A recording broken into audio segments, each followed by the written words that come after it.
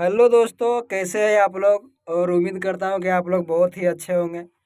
दोस्तों, होली के बाद बहुत ही खतरनाक सॉन्ग आने वाला है खेसारी लाल यादव जी का, जो टीजर रिलीज हो चुका है। अभी 1 घंटा हुआ है। आरा में ये गाना बहुत ही बवाल है। और जिन जिन भाई ने नहीं देखे हैं, प्लीज़ आप लोग जाके टीजर को देखिए। इस गाने में कहानी ही अलग है। इसमें जो होता है ना, जैसे हर गाने में कहानी होता है, उसमें इस तरह में कहानी ही इसका अलग है। और ये गाना बहुत ही बवाल आने वाला है। होली के बाद तहलका मचेगा। होली तो आज समझो ख़त्म ही हो गया है। तो दोस्तों, आप लोग से मेरा यही रिक्वेस्ट है कि आप लोग जाइए सारेगामा हम भोजपुरी पे, जाके एक बार टीजर देखिए।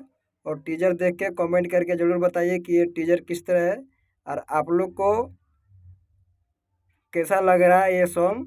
हमको पोस्टर से तो बहुत खतरनाक लग रहा है, टीजर तो मैं देख ही लिया हूँ।